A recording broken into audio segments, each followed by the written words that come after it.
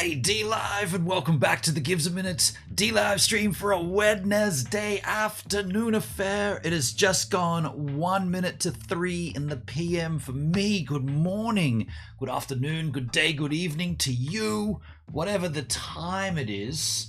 Wherever you're consuming this content, you're always welcome right here on the Gives a Minute D-Live stream. Looking into the chit chat, I see myself.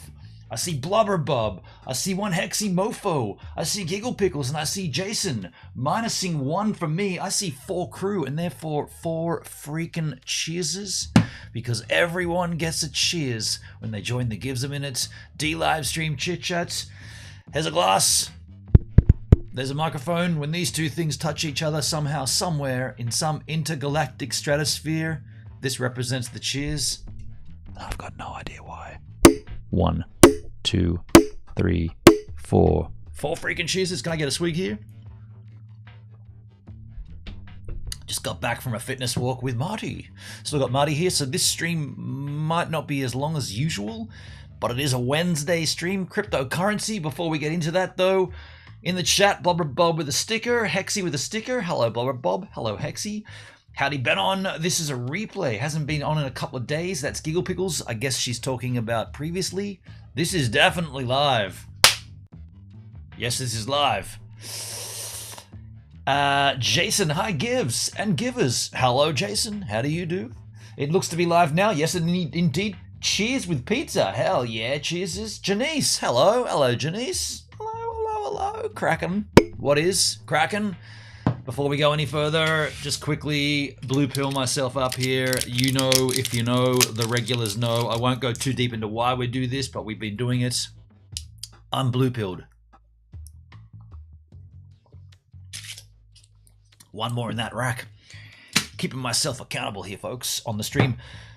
Cryptocurrency stream every Wednesday. This is the stream today. It's happening now. This is it. Cryptocurrency. If you're interested in cryptocurrency at all, this is the stream for you. Few little housekeeping scenarios to play out first. If you are watching this stream and you're not on D-Live, if you're not down here at dlive.tv/givesaminute, then you can watch. Of course you can. Who am I to tell you where you can and cannot watch? You can watch this wherever you damn well please. However, if you want to chat, if you want to converse with me, and you're frantically smashing your keyboard, I'm only seeing this chat here. This is the D-Live chat. So if you want to converse with me, that's the one you've got to do it in. You've got to come over to dlive.tv/givesaminute. I will run this everywhere. I won't take it down off the other sites. You might be watching on Facebook, Twitter, Trovo, Twitch, LinkedIn's coming, Facebook, YouTube, anywhere, except the thing is, I'm not looking at those chats. Now, I am eyeballing the numbers, and I do see the numbers. Hello, YouTube, I see you there. Come on down to D-Live. That way we can all have a chat. If you've got comments to make, commentary, you've got some suggestions, whatever you want to talk about, cryptocurrency, if you're doing it and you're not on D-Live, I'm just not seeing it. I'm not ignoring you, I'm just not seeing it. That's the difference. If I was ignoring you, I'd be seeing it and ignoring it. I'm not even seeing it because you're not on D-Live. So, the big thing that I want to talk about this week is this program called MacMiner. This is optimized mining for Apple Silicon. So I do happen to have the new MacBook Pro M1 Max, and I maxed it out with 64 gig of RAM. So this machine is powerful, and it's beautiful for live streaming. I freaking love this thing. This thing is insane for live streaming. Never a problem, right? It's just so... If you're a live streamer and you're on the Apple platform and you have a bit of cash and you can afford one, definitely get an M1. Now, I've got the M1 Max. You might get the M1 Pro. Sure, I don't know. I've not used it. I'm using the Max. Of course, the question came up, well, what about mining? What about using all that power to mine some crypto? Why don't you try that? Now, we did look into this once before, and the idea of mining cryptocurrency on a laptop in 2020, which back then it was an Intel-based laptop from an Apple laptop with the Intel chip, it wasn't worth it, right? It wasn't something that you would think would be even It's not even worth experimenting with. First of all, most of the miners that they've written aren't written specifically for Apple Macs. Definitely not in an easy way to understand. So you got to install files and you got to go to the GitHubs and get all the repositories and all that other crap that just makes it a little bit more cumbersome because you're not getting a good return. However, this gentleman has this program called MacMiner. What's his name again? Here he is. This thing, I kind of want to play the video because, like, far out, it's such a good, tidy little clean package. So all props to this guy for setting this up. I'm going to put it in the chat here in case you want to nab it for yourself. Let's pop that in the chisel chat there so that you can nab it. There it is, MacMiner. Xcreate.com is these websites. And the idea is that this is running natively on the M1 chip. Now, it's not written for Metal, but it is running natively. It's not running through Rosetta. It's also a very easy install and a very simple up and running, off you go. So what I did was I set this thing up to mine USDT, so the US Tether coin, US dollar Tether. Sorry, I'm a little tired here. Me and Marty have been up boozing late nights and I'm not functioning on all cylinders right now. And plus we just got back from an 8K fitness walk. Feeling a little parched actually. So I've never mined cryptocurrency before, aside from using the Theta Edge node, which doesn't seem to work for me anymore on the M1 chip. And I was using a little bit of, what's the other one that I've been using? The Monero one, Minergate. I've been using a little bit of Monero Minergate. Once this program came out, MacMiner, I was like, you know what? I'm going to install this. I'm going to run it, but I'm not going to run it 24/7 like a lot of mining farms do. All I'm going to do is run this program when I would normally have my laptop on. That's what I wanted to do. So you don't buy an Apple laptop to run mining software. But if you have an Apple laptop and you're using it, and it's an M1 chip, and you install this mining software, you might as well run it, because the idea is to see how much grunt this machine has and therefore how much mega hash you can get. When we first investigated this, the idea was that you'd be lucky to get 1 mega hash a second. I'm going to spoiler alert it for you right now. This thing's been sitting at 8.5 mega hash a second, easily. So that's 7 more than I thought it would get. Now, what does that mean in terms of what I've mined? Well, let's have a look. What I've got here, where did I put them? I got screenshots. Yeah, here we go. Let me just go across here. I got screenshots. So the app sits in your tray at the top of your screen, and it runs, and it gives you, I'll show you you know what, I'll just open all these up. Let me just open these up in preview. Oh, preview's over here. Okay, so I'll open up preview in here. And I'll make these larger so you can seize them. Let's make this, did that make all of them large or just the first one? Oh, I just made the first one. Hang on a second. Let me just, hold on a second. Let me select all. Yeah, okay, that should have made them all large. It did. Okay, so I got about 7 or 8 different screenshots here. I took a screenshot essentially of the app running at the end of every day. And so what we're looking at here, where's my mouse? Here it is. So can I highlight this? Probably not, no. Oh yeah, there you go. So at the top of the screen, this is my Stream Deck and this is the Adobe Creative Suite. This here is the mega hash and the temperature of the machine as it's running. This is the first time I used it after a period of, probably about 4 or 5 hours. So I took a screenshot, and as you can see here, the solutions in that mining, oh, I can highlight that, that's cool. In that mining run, I saluted 8 solutions. I concluded 8 solutions. So therefore, I've been paid to create these solutions to the hashing. The critical thing to note here is the power mode I chose was medium. I didn't max it out. So maybe if I max this out, potentially it could get up to 10 mega hash a second. I don't know. I didn't try that. Maybe I should try that. Thermal pressure is nominal, so that's fine. And the CPU temperature is 62.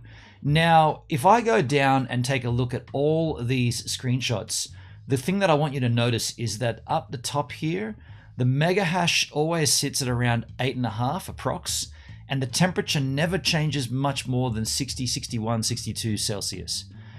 The other thing you will keep an eye on is the solution in total, how many solutions I've mined. And 31 there is this. This is the end of the second day's worth of use. And again, just keeping an eye on the CPU temperature. So if we just go down the list here, and I'll show you quickly. Here we go, day 3, 60 degrees Celsius, 8.6 mega hash, 67 solutions. Day 4, 8.8 mega hash a second, 61 Celsius. Power mode, in the power mode I left on medium the whole time. Thermal pressure nominal, solutions 91. Now there's a 0 there, which tells me potentially I turned it off and back on again. Oh, that's right, I didn't get a screenshot. Yeah, so that's so from the day before it was at 67, then this day here I quit it before getting a screenshot, so then I turned it back on. So that's why there's no solution at that point, but a totes of 91. Go down to the next one, 8.2 mega hash, still at 60. So this, and by the way, this is all while I'm running everything else that I need. Like, and in my case, Final Cut Pro has been running all day, all the time. I'm uploading all of my VODs. That's like 5 hours sometimes, 5 hour, 1080p, 60 D-Live live stream VODs. I'm encoding those smaller in 2 hour segments and uploading them to Gaze TV as an archive. So my Final Cut's been running, constantly pumping out, rendering footage down. And this thing has been running in the background without even the slightest of a hiccup. It's unbelievable. 60 degrees there. There's 118 solutions. Go down to the next one here, 8.6 mega hash, 60 Celsius, 145 solutions. Core temperature is 60 Celts. Go down here, the next one, I'm just trying to illustrate that it hasn't changed. 8.5, 176 solutions. The last one I took was just before. Now, this is interesting. This is the first time we see a mega hash down past 8.5 and the temperature down. Now, why would that be? I don't know, but I was doing a time machine backup at the same time. So a time machine backup and exporting Final Cut projects and running MacMiner, we got down 2 mega hash a second down to 6.5. So the totes there is 191, thermal pressure still nominal, CPU temperature dropped a little to 53. But that's intriguing. That's what I wanted to show you, the results. But then what does that equate to in terms of money, right? What have you earned? Now, this is where those that are looking at this are thinking, all right, at least it's got to be at least $1 or $2, right? No. Let me show you. Let me get rid of that, the preview. You're not on the screen yet, but let's go over here. Let's go to unminable. This is the pool I'm in, the mining pool. And hopefully it keeps my memory. It should remember my, that's too small to see anyway. Didn't it keep it in here? Oh, we're in Firefox. You know what I'll do? I'll open it up in the Braveski, because in the Brave browser, it will have remembered my preferences. That's why. Let me just do this off scene here, unminable. Pull this up here, and now let me just get this off here. Now you can see along, or come and play along. This is the Brave browser, so I'm logged in here. Or not logged in, but it remembers my USDT address. So what we've got here, if we go to address, here is my address that I've mined.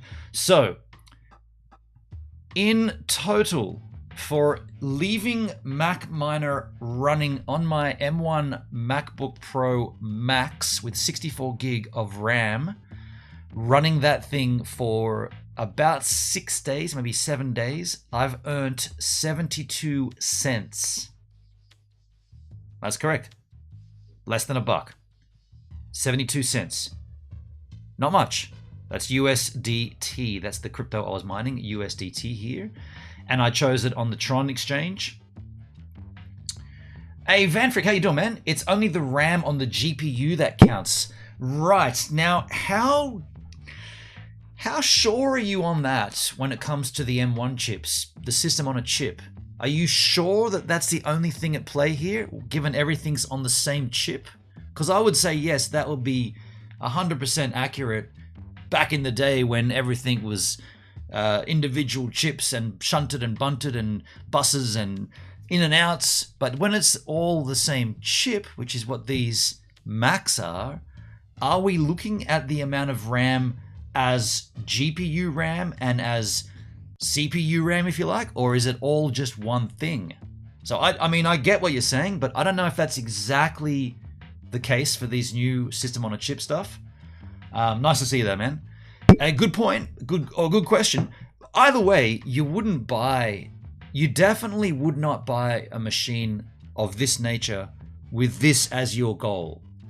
But if you already have one, and it's not taking up any more resources.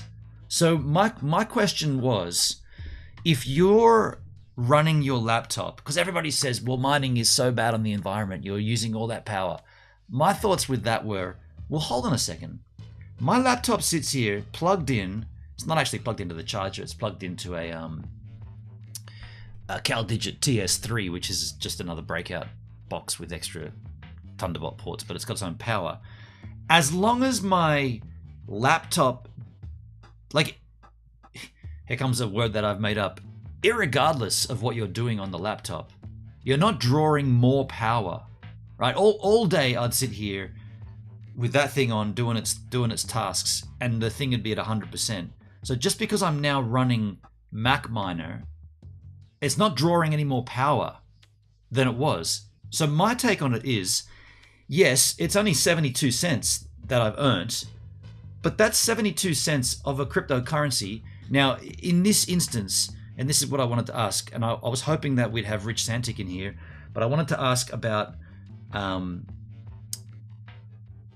so I'm mining a currency that doesn't fluctuate. So USD, it's tethered, right? It's pegged 1-for-1 for the US dollar. So in that instance, my gut feeling is to mine a currency that does fluctuate a lot. That's my instinct would be to stop mining USDT and start mining a cryptocurrency that is playing around a lot. Because then if you've mined, say, 72 cents of cryptocurrency glass GG, the token GG, you've mined 72 cents of GG. Today it's worth 72 cents. Maybe in 4 months that could be worth $72. But with the USDT, it's pegged 1-for-1 for the dollar. It's never changing. It is the value of the dollar. So I think I messed up while doing that. Now the reason I did it wasn't Rich Santic. It was, hang on a sec. Sorry, Vanfrick. They're different megahertz. Are you sure of that, dude? If you're gonna mine coins, you buy an SH256 miner. Mining with a computer is before the wheel. You probably mined with the CPU as well. You are not mining Tether. The company are paying you Tether. Exactly. You can mine on smaller chains and get bigger cut of the mining pool. Mining in pools like you do is like drip in the ocean. Okay. So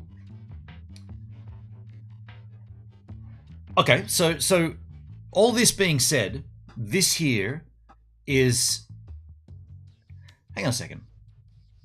You're not, what did you say? You're not mining the Tether. The company are paying you in Tether.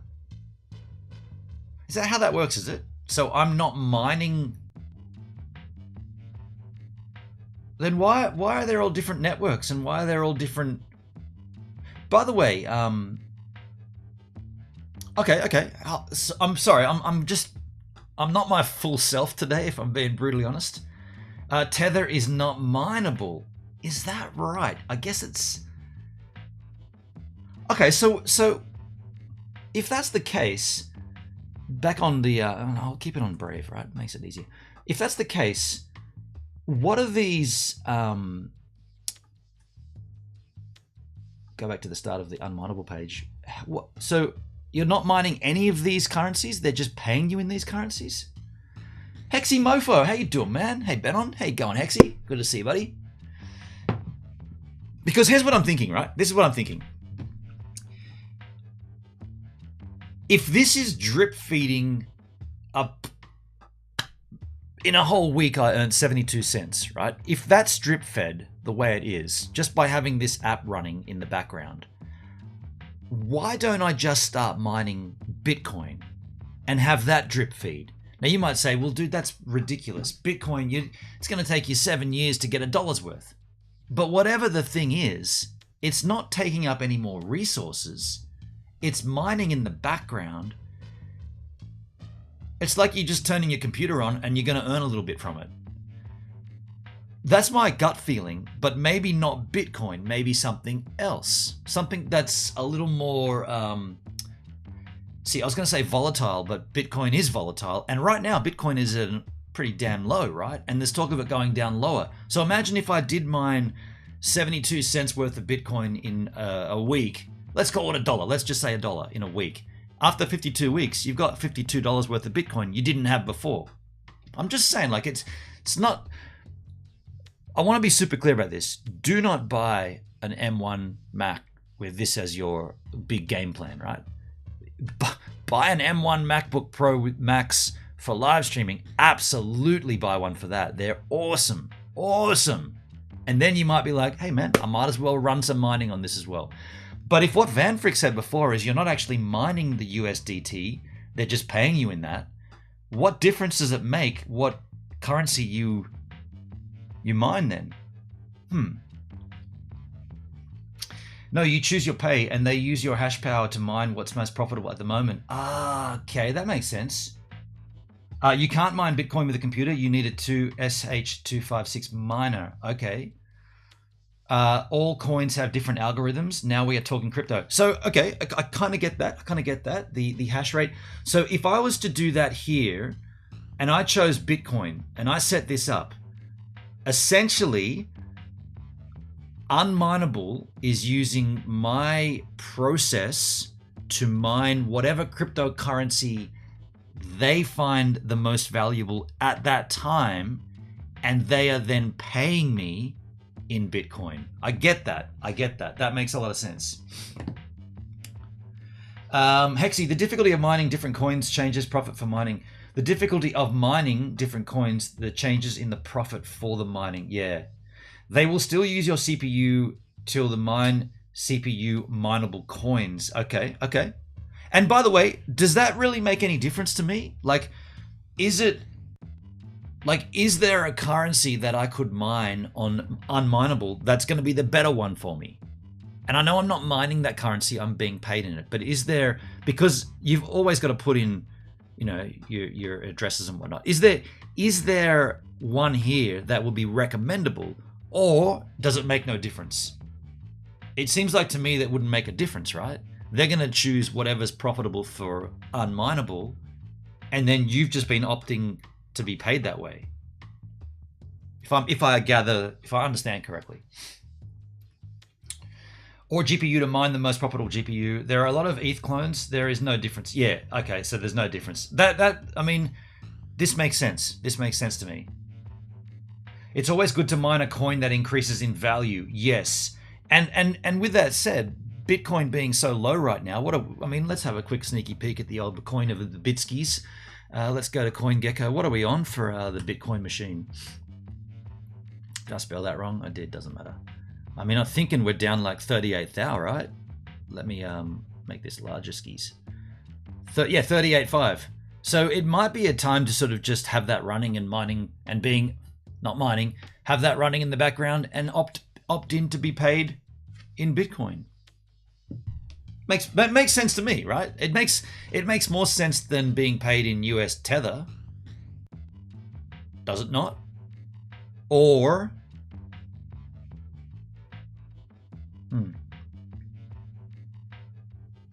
The power you need to mine a block of Bitcoin will not be possible to do on a laptop. But Vanfrick, you're now confusing yourself because we're not mining Bitcoin. We're just being paid in Bitcoin.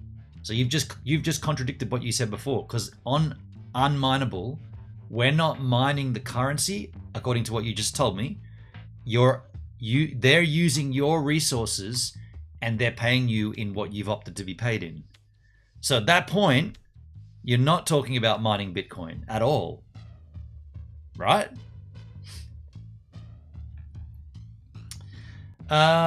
Jason, I'd suggest keep on doing what you're doing, and maybe when crypto starts going up, and again, buy what you like with the tether. That's actually a good point, right? That's a good point. Jason, I'll salute that. That is a good point. Vanfrick, correct. I was just talking in general. Okay, cool. Yeah. Well, okay, so just to sort of like fully embrace that concept and the conversation of mining, I don't want to mine Bitcoin. I have no interest in setting up a Bitcoin miner. I have no interest in setting up an Ethereum miner. I have no interest in doing any of that. I've got my hex stakes. That is my mining, right? I'm already minting my own hex every day without using anything. So I'm fine with what I've got with hex. But hey, staring at me is a freaking machine on steroids. A laptop that just does not want to stop, right? It's such a powerful machine. I'm going to use it for something because I've got it. I'm not going to use it. And I didn't do this. I didn't leave it on at night mining. I just had it mining when I was using it. And there was like a little bit of a test just to see if it would even do that. I'd recommend mining ETH with ETH hash J with GPUs over 8 gig of VRAM. Did you ever watch that Bitcoin documentary where he's hardcore on Bitcoin? 11 buys ASICs minus for 420. I didn't see it, Jason. Didn't see it. I don't think we have hit rock bottom yet, so USDT is better to be paid in until the bottom is in. Yeah, okay.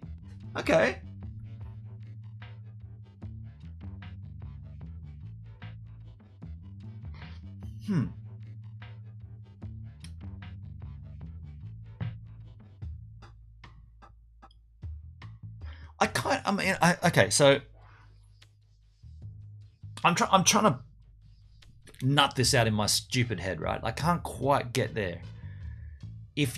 So I've just earned 70 cents for mining for a week, right? 70 cents, Tether. Are you saying that, and if I understand correctly, if I had have opted to be paid in Bitcoin, it wouldn't be 70 cents of Bitcoin at that point, right? That's what you're saying, right?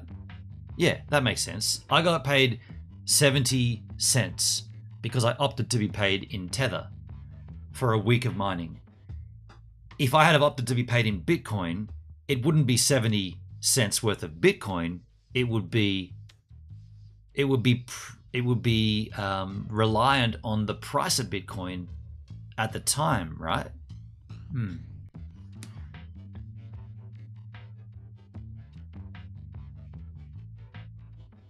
Those you can still mine ETH and are profitable. GPUs are below 8 gig. Yeah, Vanfrick, I'm sorry to do it, man. I don't want to mine anything. Like I'm only doing this as an experiment for those who have a MacBook, an M1 chip MacBook Pro at their disposal. I know you're talking about mining and you're talking about the ones you got to buy. That's almost irrelevant to this conversation. The idea is, can you turn a little profit by using the laptop that you bought for something else to mine as well?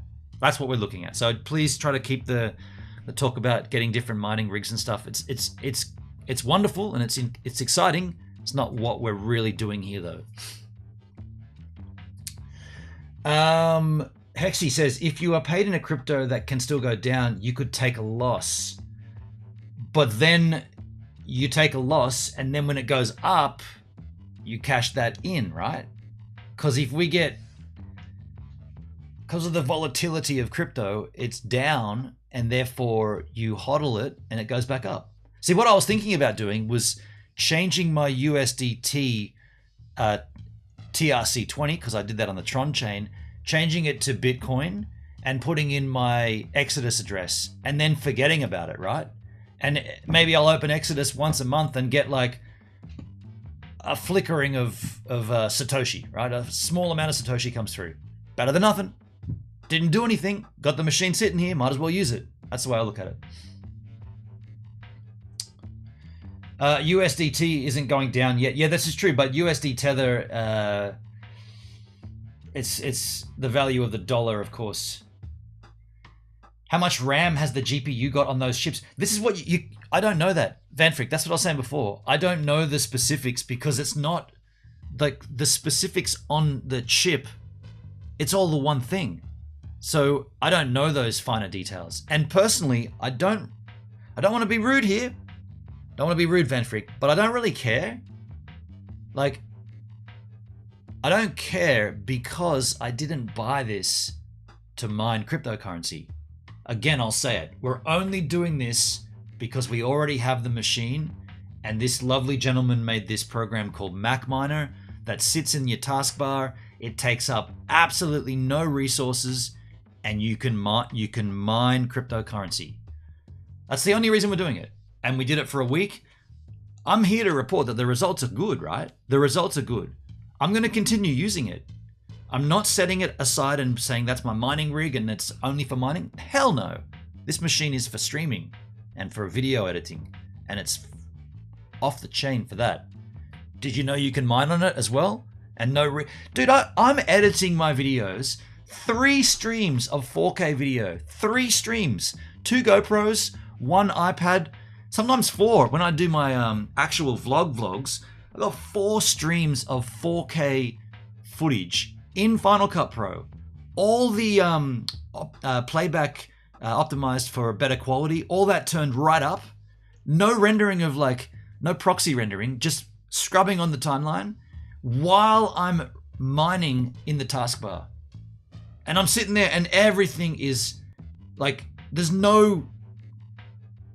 it's just so silky smooth. Like there's no frame drops. There's never a time when the machine says overloaded system resources. The thing gets warm. That's a fact that it did get warm.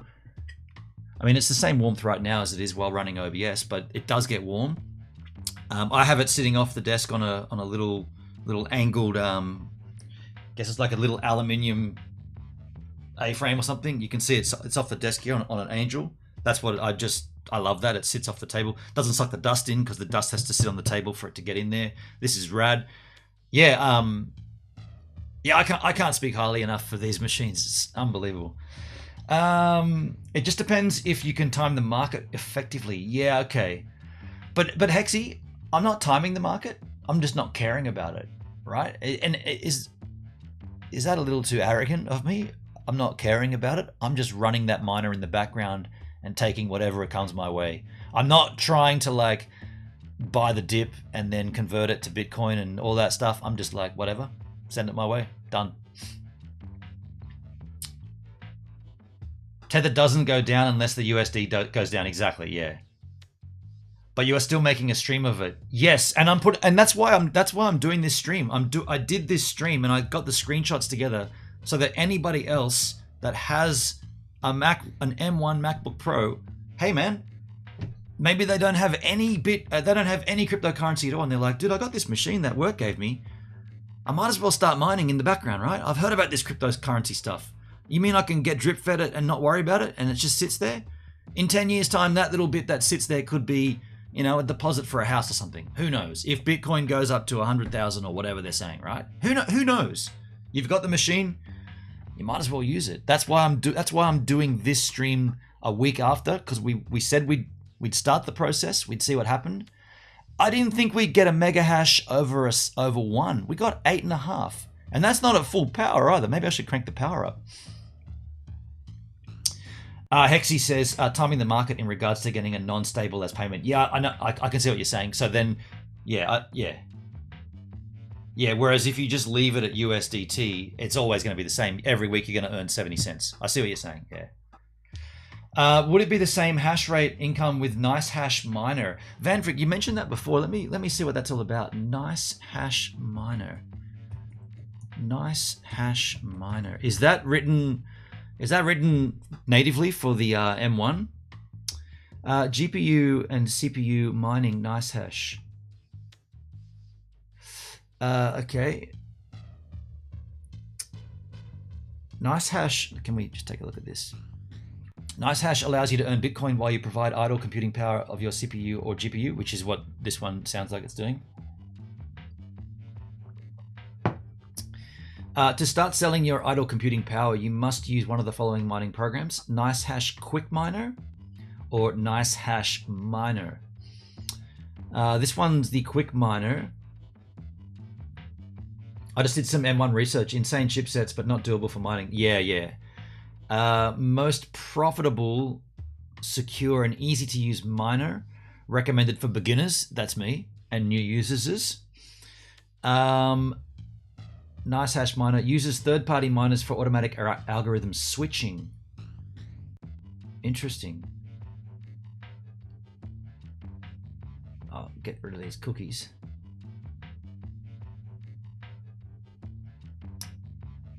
So what miner should you choose? Comparison table: NiceHash Quick Miner, NiceHash Miner, and NiceHash OS. Okay, to start with, none of them are made for Macs. So this is out. I'm on a Mac. Reminder, I'm on a Mac here. None of these are Mac compatible. That's Linux. Windows only, dudes. Windows only. So that's out. That's a good idea. NiceHash isn't suitable though. Hexy, I wish I could hang for stream, but I have tasks to go to. I'll catch you next time. No worries, man. Thanks, Hexy. Good to see you. And I did see your comment the other day saying I'll catch you soon. Thank you, dude. Thank you. Yeah, not for Mac. So I'm stuck with the Mac. And by the way, that would have been my next question. If they are for the Mac, have they been written native for the M1, or are they running under Rosetta, and therefore you're not getting the benefit of the steroids that this machine pumps?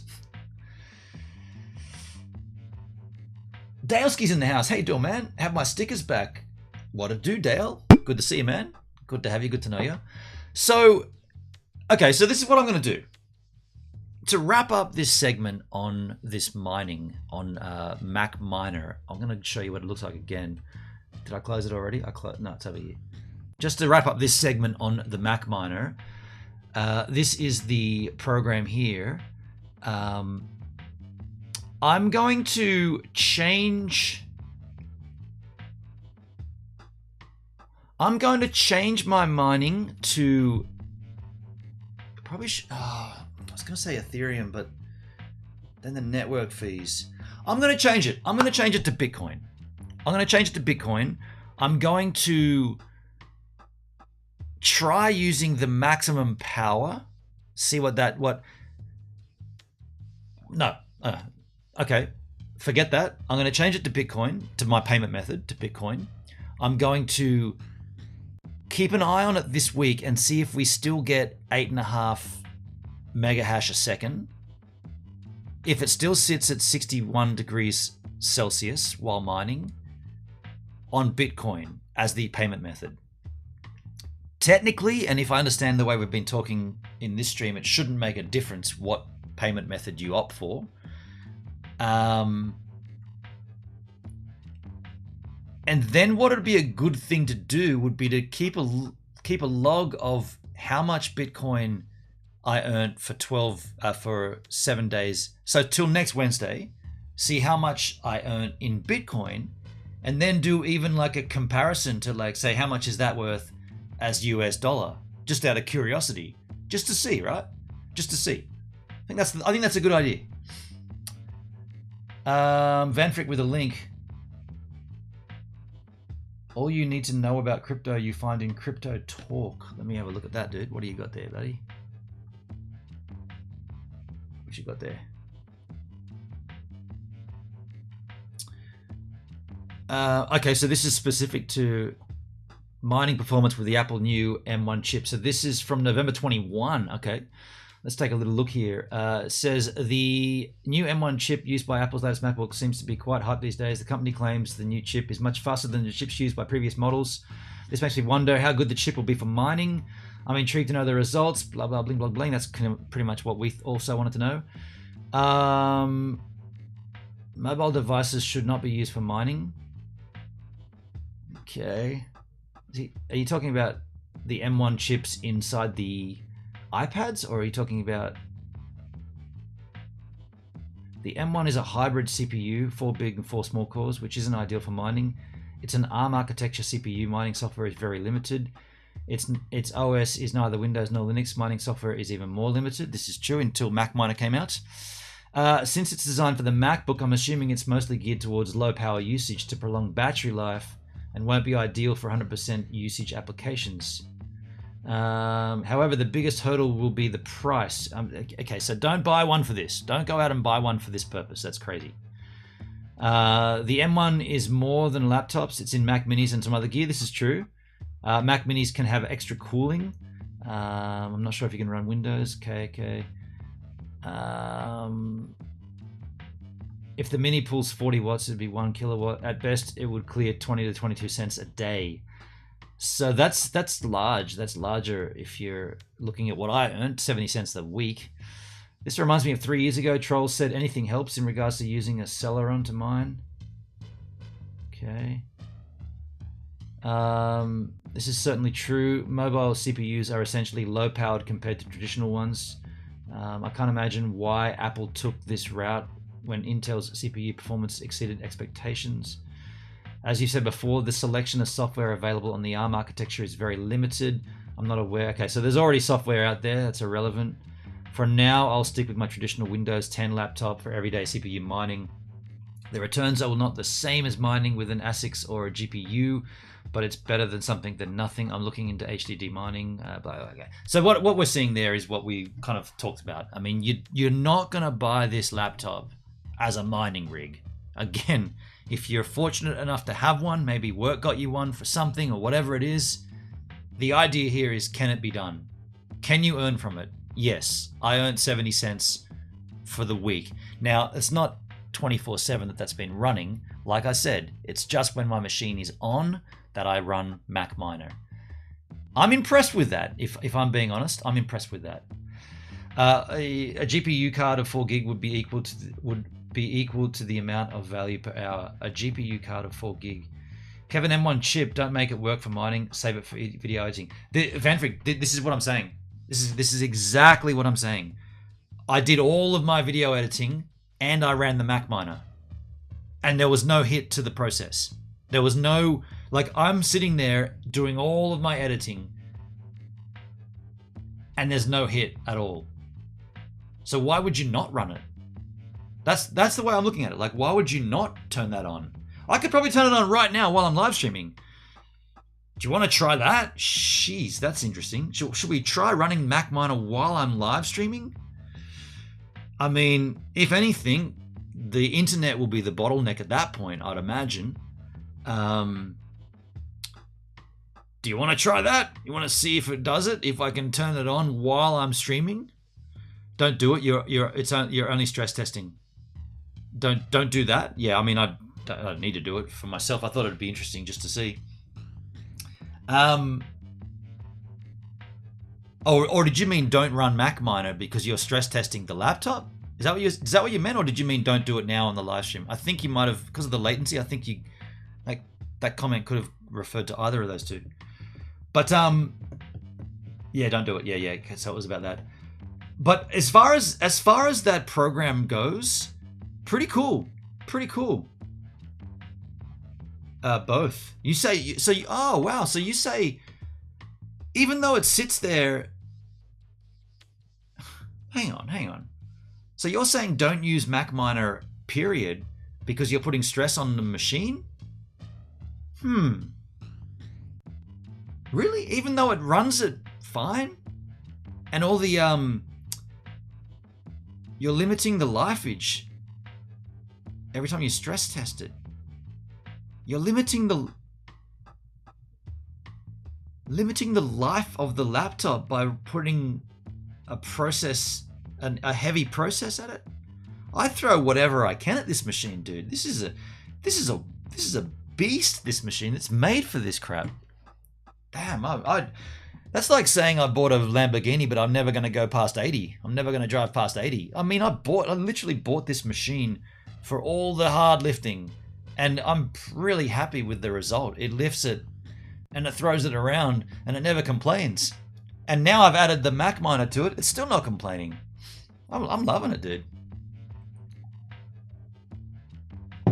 Either way, let's conclude this segment. The end result is it's awesome. It works. You're not going to get rich off it. You will get drip fed some currency, whatever you choose. If you've got one, you might as well use it like I am. Just like I used to have the Edge node running for Theta when I wasn't streaming on this old laptop. For some reason that won't work on the M1 chips, but that's whatever. Theta token's a bit kind of strange. Yep. Red Ox Bear, how you doing, man? What up, buccos? But you're not running a sports car at 900 RPM all the time either. But that's what I'm saying. Like, if Van Freak, if this machine, if like the fans all kicked in and it overheated and things stopped working, I'd be like, oh, okay, it's not liking that. But dude, I'm not lying, right? I'm not lying. The noise right now, the fan noise, that's the same as when I have Final Cut and the MacMiner running. That's exactly the same. There hasn't come up with any, God forbid, kernel panic. That hasn't happened once. Actually, I should open up the Task Manager and have a look at that. Because Task Manager...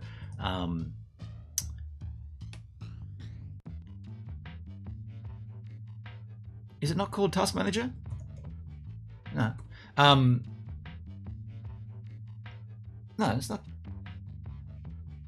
It is Task Manager. Sorry, that used to be always the problem.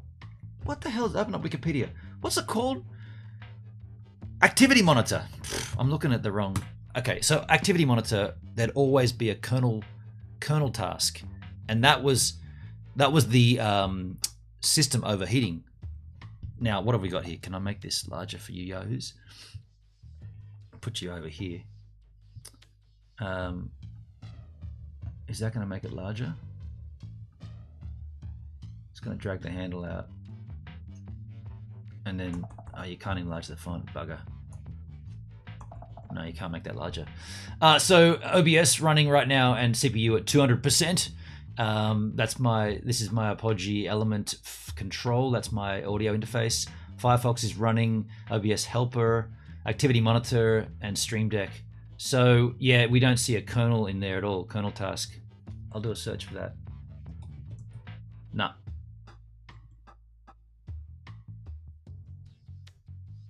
No, that's rad. Because we used to always see that before on the Intel chip, and it was like, that's when it was thermal throttling. Sergeant Bob, what's jacking? What's shaking, man? How you doing, dude? We're just going to take a quick break here, and then we're going to come back and look at some other cryptocurrency news. And one of them being the POP network is open for creators now. That was cool because we looked at that and I was like, it's not even really there for creators yet, but it now is. So we'll take a look at the POP network again. Then we got a couple of news stories that we'll put in the Discord. I think some interesting cryptocurrency stories related to cryptocurrency. Dude, I'm a little dusty today, I'm not gonna lie. My friend Marty's still here and we've been boozing and having a good time. I'm a little dusty. I'm gonna go and get a coffee. I'll be right back.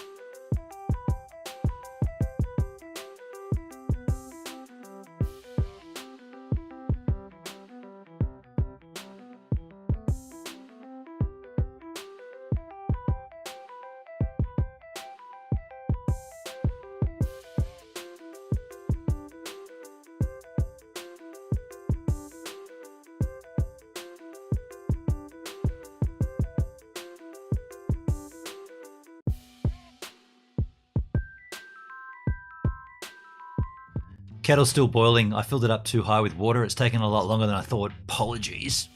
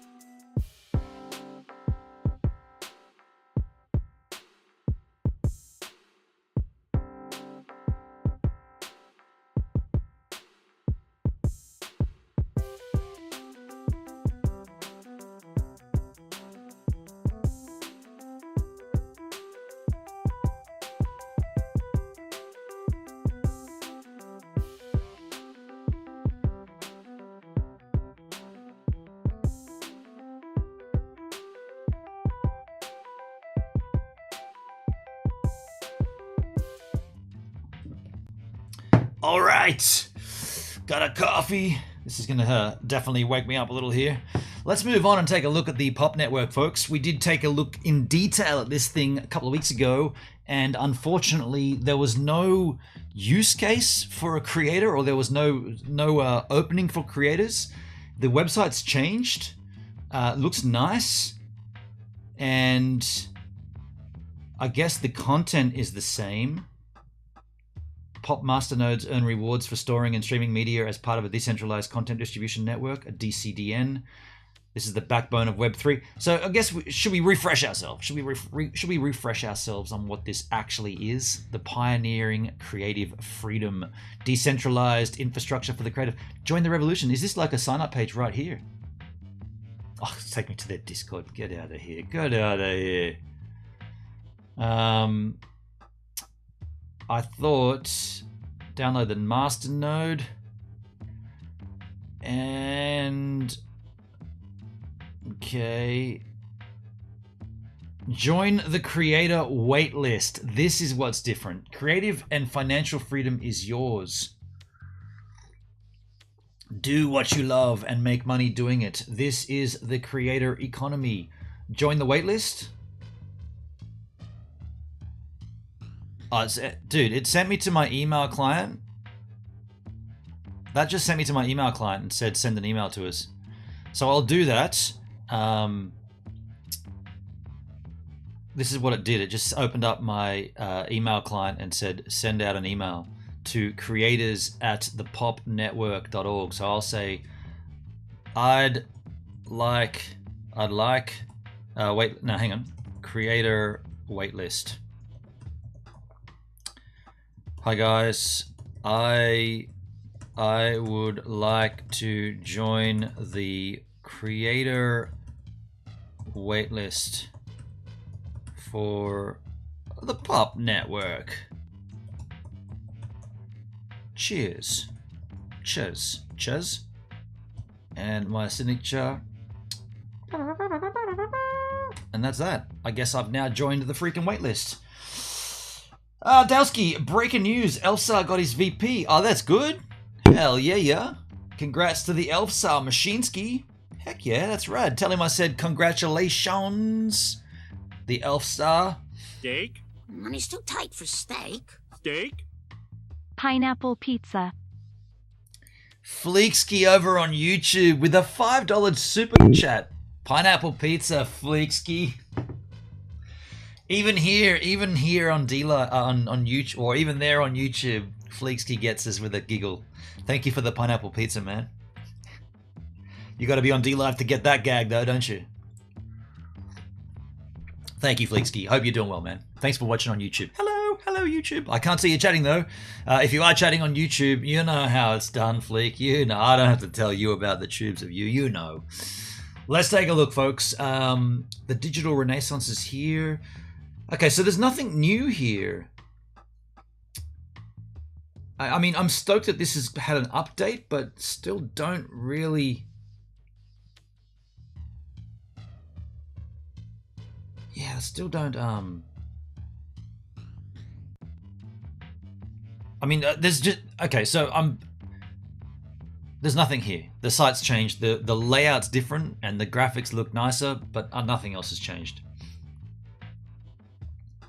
Mainnet masternode launch, development, latest news is... Yeah, okay, cool. What's this?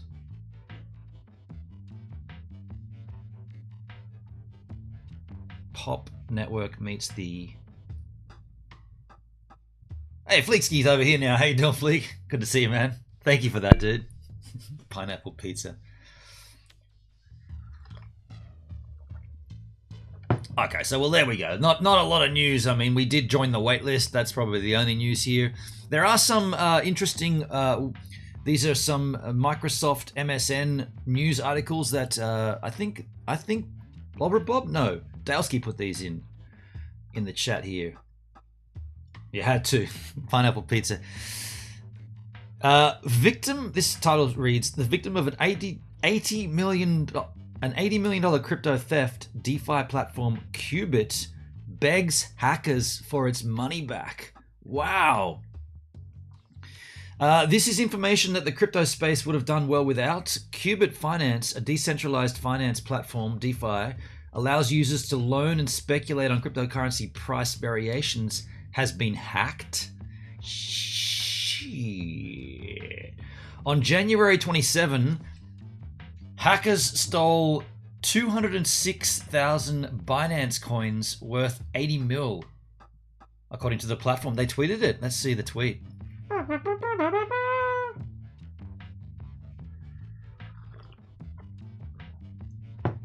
The protocol was exploited by that address. The hacker minted unlimited X wrapped ETH to borrow on Binance Smart Chain. The team is currently working with a security and network partner for our next steps. So how did that happen? Haven't you been like security audited? The day after the hack, January 28, Qubit Finance said it was in contact with the hackers and offered them a bounty to return the stolen money. Now, the bounty's going to have to be more than 80 mil, right? You'd imagine. Let's take a look. How much do they offer? Dear exploiter, this is the Qubit Finance team. We propose you to negotiate directly with us before taking any further action. The exploit and loss of funds has a profound effect on thousands of real people. If the maximum bounty offer is not what you're looking for, we are open to have a conversation. Let's figure out a solution. How much was it? Did they say? Is this the third time? Is this the third time they've been hacked? Again. Looks like this isn't the first time. Wow. But it looks like they declined the platform's initial offer as Qubit raised the bounty to 1 mil. So they actually stole 80 mil and they're offering them 1 mil as like a... yeah, nicely done. Here's 1 mil instead. Let's see what they said here. We know you can get away with the 80 mil. Please consider the big amount of people, families, stories involved in this. Please consider 1 mil of well-earned dollars as a bounty, eventually one of the highest in history. Interesting.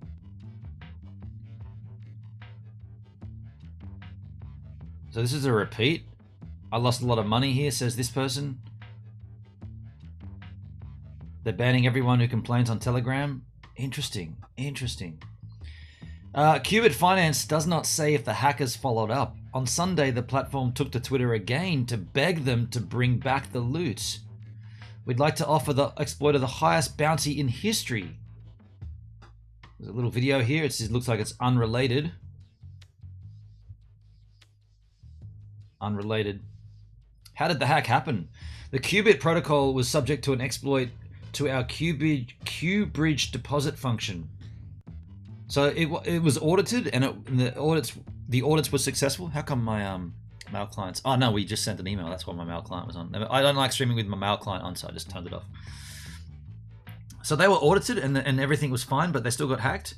For the non-technical readers, essentially what the hacker did is take advantage of a logical error in Qubit Finance's code that allowed them to input malicious data and withdraw tokens on the smart chain, on the Binance Smart Chain, when none were deposited on Ethereum. All this despite several failsafes, explained blockchain security firm Certic. Continue reading.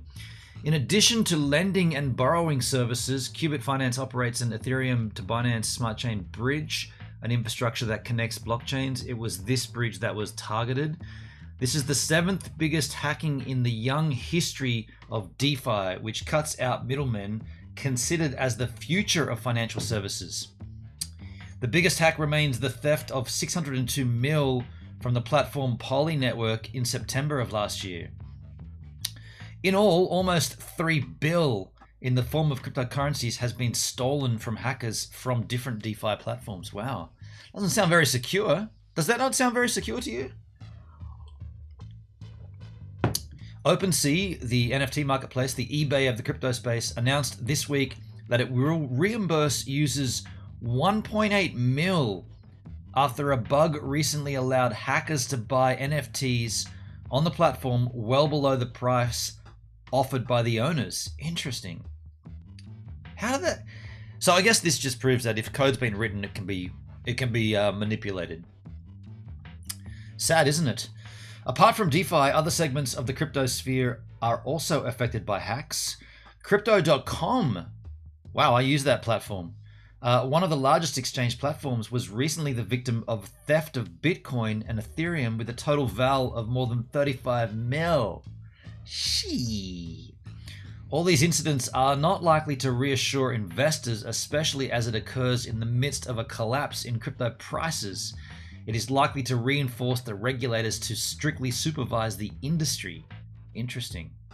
There's 29 comments here. Can we read the comments? Crypto is nothing more than promises. Crypto is so safe, they said. No more. Morons. Morons. I love a good moron. What are the reactions here? Tell that to the people buying cars and paying their bills while just sitting at home doing almost nothing at all.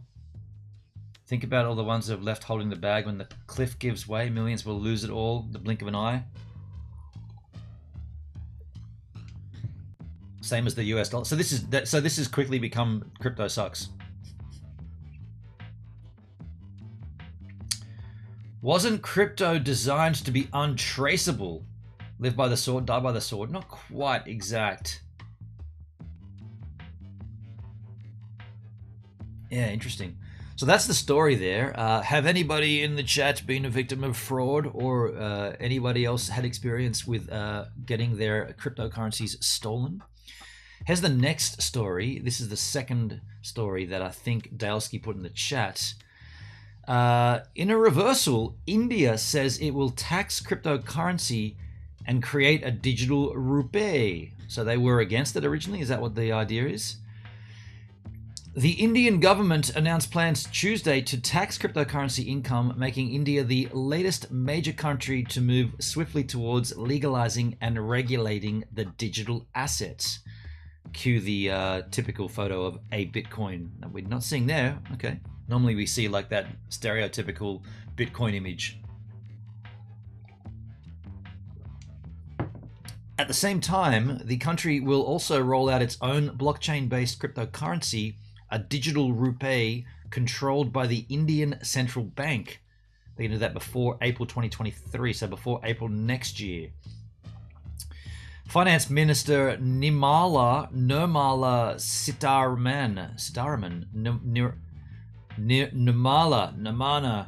Yeah. I love Nirmala. They're my favorite band, one of. Nirmala Sitharam said Tuesday she did not provide more details.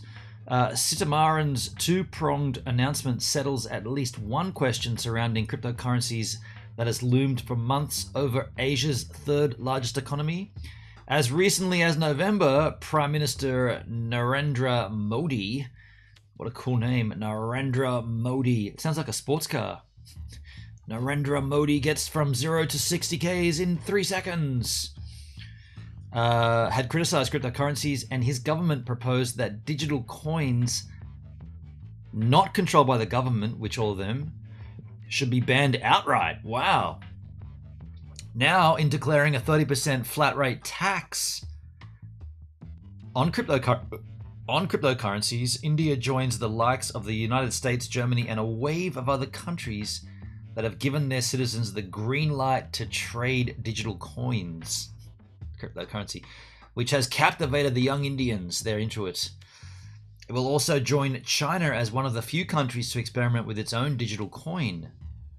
In 2021, India's largest cryptocurrency trading platform, Mumbai-based Wazirex hit 10 million users, trading 43 bill. Continue reading.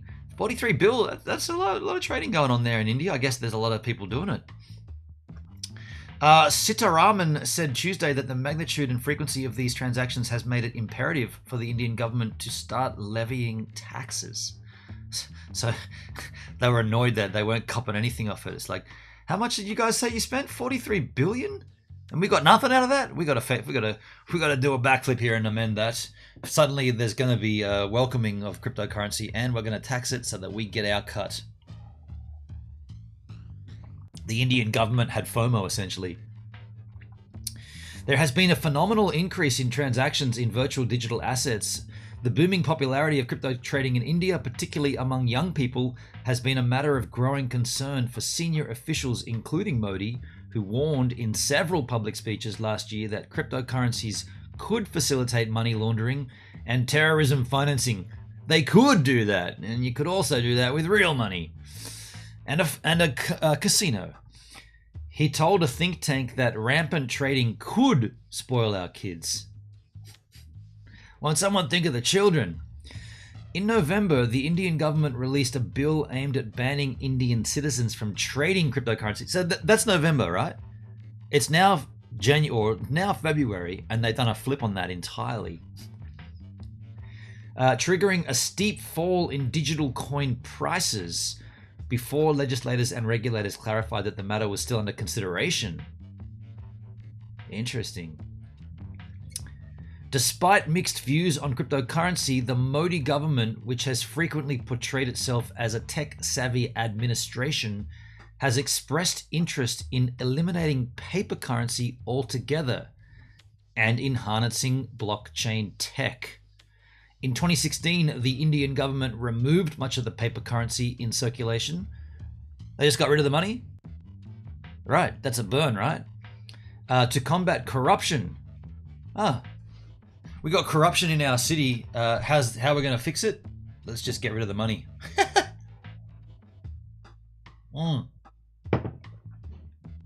This move sparked widespread turmoil in the economy and a flurry of criticism.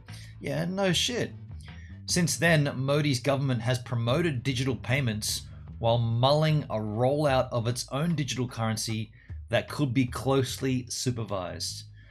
T. Rabbi Sankar, a senior Reserve Bank of India official, said last year that India should develop a digital version of the rupee to stave off the popularity of publicly traded and difficult to track cryptocurrencies. Difficult to track cryptocurrencies. Now, hold on a second. They just said they're going to implement blockchain tech to roll out their digital rupee, but they're complaining about how difficult it is to track cryptocurrencies. Yeah, you might want to address that. In her announcement on Tuesday, Sitaraman said the digital rupee would be issued and controlled by the Reserve Bank of India, making it fundamentally different from decentralized cryptocurrencies such as Bitcoin. Okay, the only difference there is that there's now a middleman, it's the Reserve Bank. The introduction of central bank digital currency will give a big boost to the digital economy. Sitaraman said digital currencies will also be cheaper and more efficient currency, a cheaper and more efficient currency management system. Digital currency, what does this mean? Digital currency will also be a cheaper and more efficient currency management system. How will it be cheaper? How will it be more efficient? Okay. Nishal Shetty. Now there's a name you could set your watch to. Nishal Shetty The chief executive of Wazirix said the government announcements Tuesday put India finally on the path to legitimatizing the crypto sector. Don't forget, it's difficult to track. The development of the digital rupee in particular would legitimatize blockchain tech and give much needed recognition to the crypto ecosystem of India. Not really. If you're going to create your own currency, they're already trading it though. They're already trading other cryptocurrencies. Overall, it's good news for us. After months of worrying about whether their investments might be banned, some Indian individual investors said they felt relieved. And here's one here, Sachit Gupta. Sachit Gupta. That's a cool name. These are some really cool names, folks. We had, what did we have before? Nishal Shetty. Nishal Shetty meets Shashit Gupta in an alleyway, and they discuss cryptocurrency. A 28-year-old food delivery businessman. Red Ox Bear, how you doing, man? How good is the MacMiner overall? Oh, you just came in on that. I'll go back and I'll rehash it. We'll get back to it. We'll just finish this story. It's almost finished. This guy, 28-year-old food delivery business owner in Kolkata, said he had been investing small amounts in cryptocurrency beginning in mid-2021, a time when many other young Indians piled into the market. Gupta's investor friends were all relieved by Tuesday's announcements, which sent several cryptocurrencies skyrocketing in value on the Indian markets by late afternoon. Gupta, too, was preparing to buy more crypto. He's going to buy the dip. Or he's buying on a high at that point. People are very happy today, he said. If I can earn money from it, I don't mind paying the tax. There you go, folks. Very, very interesting. Is it a good thing? Is it a good thing? Yes, it is. Of course, mainstream adoption is what we are looking for. Now, just to circle back, because Red Ox Bear did ask, and the chat's very quiet right now today. Psst, very quiet. We will touch on MacMiner again. Let me show you what I've got here. The screenshots. I did get a screenshot. Let me go across to the Hiskies. Where are we? Here. I took screenshots of MacMiner. I ran it for a whole week. Only running it when my machine was already running. Here is these screenshots. I'll make these all larger. Make them bigger. So this is the first screenshot that I took after about half a day of running. We ended up getting 8.5 megahash a second. Where's my mouse? There it is. 8.5, right, yeah, you see it at the top here. And nominal temperature of 62 Celsius. We saluted 8 solutions. Power mode medium. I didn't crank it right up. CPU of 62. Now, I took screenshots all the way through the week, but we won't look at all of them. We'll just go down the list here. How come it's not opening them up? We'll go all the way to the bottom. I'll just show you the final one. This one here. So we mined, we had 176 solutions, and the 8.5 megahash, you see it up top here. It's pretty constant, pretty standard. We got it 8.5 pretty much all the time, except for this instance here, where we got 6.5, and that was when I was running a instance of Time Machine backing up my machine to this very hard drive right here, actually. Very cool. What about considering electricity costs in your area? Well, Red Ox Bear, that's what we... So we already had this discussion, but I don't mind like sort of clarifying it again, because it sort of needs to be clarified in my head as well. The only times I ran MacMiner was when I was already on my computer, already using my computer. So I didn't like... So I'm a content creator. I'm either shooting videos or editing videos or live streaming. And that's when my computer is under high stress, under high pressure, right? I'm using it heavily. So that's when I turned on MacMiner and made it run in process or in parallel with the other processes. And that's why I was intrigued that I got a mega hash of 8.5. We talked last week and we were saying we're probably going to be lucky to see 1 mega hash. We averaged out at 8.5 pretty consistently. I ended up having it running for the whole week, not at night. Like my machine is turned off at night. Didn't turn it on. Didn't just when I had my machine on, I would run MacMiner. But it's using more resources on your computer. But that's what I was saying. So yes, it's using more resources. However, all day, go back last week, with not using MacMiner, so not mining, this machine is plugged in and it sits at 100% battery all day. With MacMiner running, the same situation. It never once depleted the battery. Now I know it's plugged in, but that's what I'm saying. Like all day, every day, this thing's plugged in and it sits at 100%.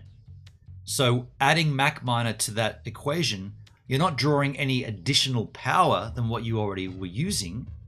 Yes, the machine is under more stress and more processes are being used. My speculation is these machines are powerful as tits, and they're fine to run these processes, because I used it while I was exporting big Final Cut Pro projects. What I'm doing right now is uploading my DLive archives to Gaze TV. Gaze TV only allowed 2-hour chunks of footage, or longest video is 2 hours. So I've been putting all of my VODs straight into a Final Cut project. Then I've got like a 2-hour selection, like with the marquee, 2 hours, export it out, Command E, export it in full res. Did that all the time. And the machine pumping out these, and at the same time I'm exporting, I'm also editing my surfing wave today's surf, editing that down in Final Cut Pro. This machine sailed through those processes. No dramas, no hiccups, nothing. Yes, the fans were on, and yes, there's heat coming out the back, which is no different to right now. The fan noise right now, it's very minimal, but it is there. Like you might be able to hear it if I kill that. Steak? Money's too tight for steak. Steak? Jakeski, thanks for the super chat, man. You didn't put a comment, but thank you for the super chat. I'm really close to the microphone now, Jake. This is just a thank you. How you doing, Jake? Good to see you, man. Little side cheers. Hello, man. That's too close, right? This is ASMR crypto style. I was going to show you the microphone. That's what I was doing. Let me just show you. Oh, wow. That's weird. You're hearing that, right? You're hearing that, yeah? You know what that sounds like? That reminds me of the old space countertop games that you would play at the arcade.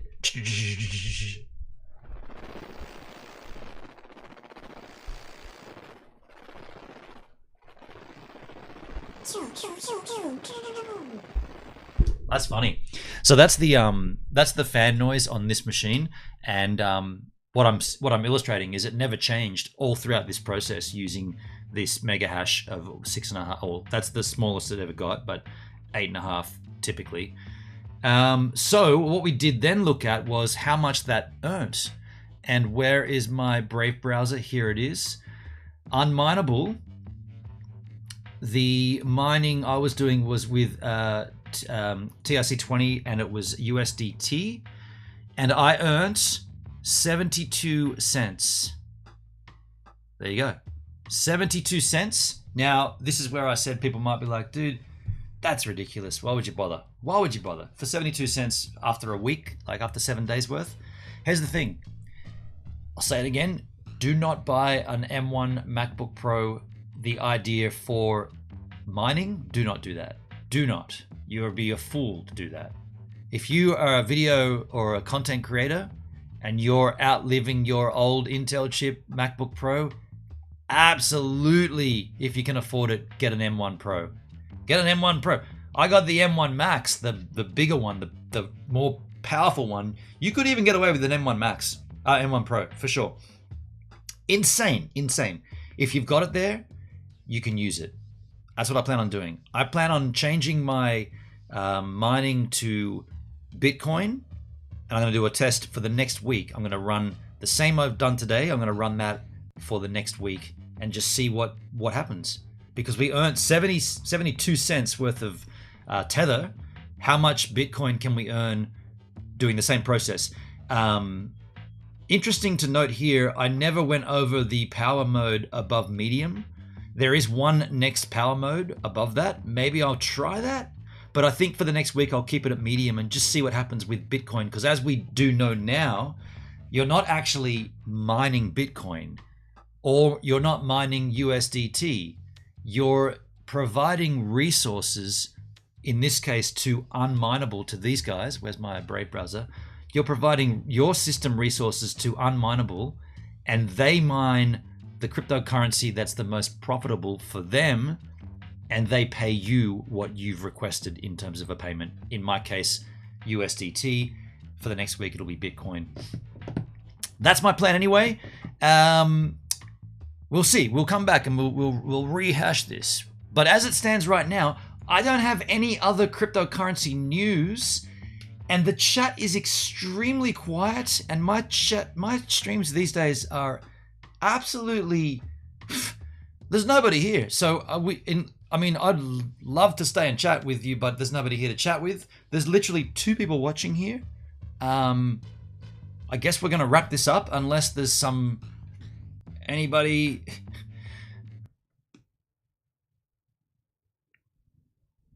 Is there anybody out there? Is there anybody there that wants to talk about cryptocurrency? I just don't. It would be silly for me to stick around if there's nobody here, right? In fact, right now I'm talking to quite literally my telephone, because that's the only other person. I see 2 viewers watching. So I guess I'm going to wrap it up. But the idea was that we'd check on this MacMiner, and I'm pretty stoked on the results. I didn't think I'd get more than a single hash. We got 8.5, which is pretty decent. Now it's right about now when I would normally thank the financial contributions to the content here on DLive, but there are none. But I do want to thank the super chats on YouTube. That's very kind of Jakeski and Fleekski to drop a donation over there on the YouTube. Thank you very much. I just got back. I don't really have anything to add. No worries, Fleek. Understood, man. Understood. Yeah, appreciate you. Normally, we have stories up the wazoo, but there hasn't been a lot going on. Hey, Heximofo's not here, as you know. I was going to say, has there been any updates on Pulse Chain? Any developments? Any changes? Nothing. Seems like it's still just another 4 more weeks, another 2 more weeks. We thought it would be before the new year. It's not. It's now February. I'm happy to wait with Pulse Chain and Pulse X, but still got my hex stakes. Everything's fine. I guess we'll wrap this shizzle up here. We'll wrap this shiz. Yeah, we'll wrap it up. I'll see you up maybe tomorrow. I might do a stream with Marty. Maybe Marty will come in and hang out on the stream. I don't know. Yeah. If you found this information helpful, giddy up. If you don't, yeah. No clue. Still catching up on news. Are you ending the stream? Yeah, Dale, we're gonna split, dude. There's yeah, no further cryptocurrency news and no one here. So I'll see you all on the next. I got Marty here as well, so it's like I got other things I could be doing. And we did the news. We did what we wanted to do. And I'll see you all on the next streamski, possibly tomorrow. Fleekski, later, Gibbs, later, man. Sorry, it was elsewhere. No, that's okay, Dale. I understand. Oh, I can't host. I just hit the button, dude. It's already happening. Look, it's already happening. I can't host. I've already hit the end button. Sorry, man. I would have, though.